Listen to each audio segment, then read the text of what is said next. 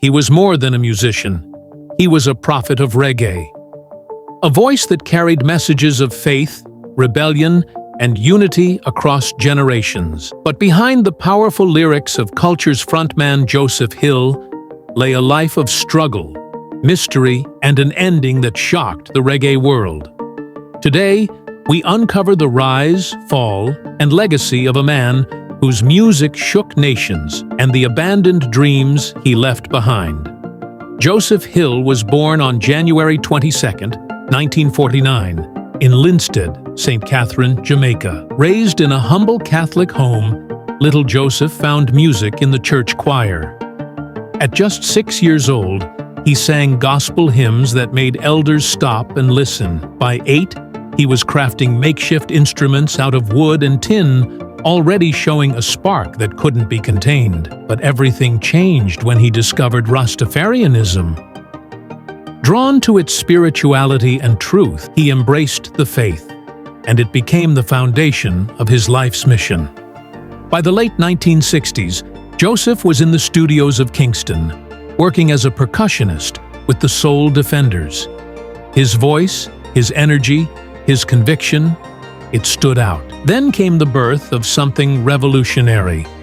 Culture, formed in 1976, with his cousin Albert Walker and Kenneth Days, the trio created a new sound of resistance and revelation. Their debut single, This Time, turned heads, but it was 2-7's clash that shook the world, a prophetic anthem predicting chaos when the Sevens met. July 7, 1977. It wasn't just a song, it was a movement.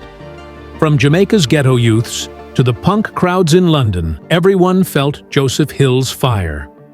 Between 1977 and 1982, Culture released album after album: Baldhead Bridge, Harder Than the Rest, International Herb, each one a masterpiece. They shared stages with reggae icons and performed at the historic One Love Peace concert, where Bob Marley united rival politicians.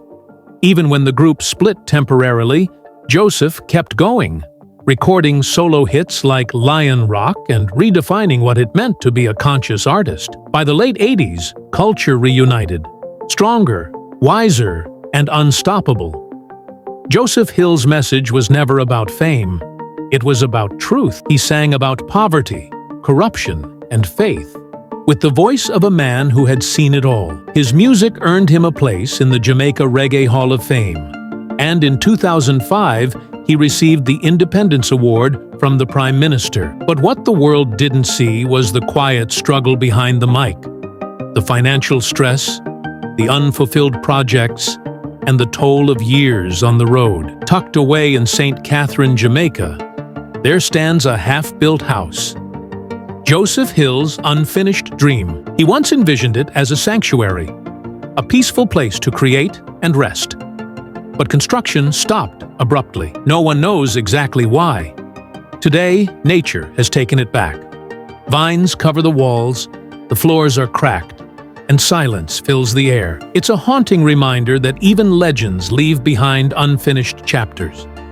Behind Joseph Hill's powerful voice was his wife, Pauline Hill, his rock and tour manager. Together, they raised 3 children: Kenyatta, Andrea, and Afre.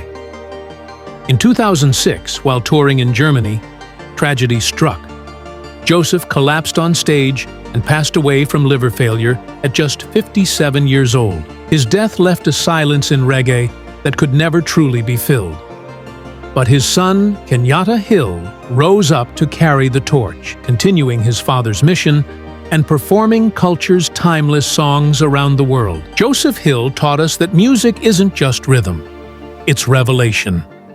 His lyrics still echo across Jamaica, Africa, and beyond, reminding us to stay conscious, stay proud, and never forget our roots. What part of Joseph Hill's journey inspired you the most? Let us know in the comments below. And if his legacy touched your soul, don't forget to like, subscribe, and share this story so his voice continues to live on.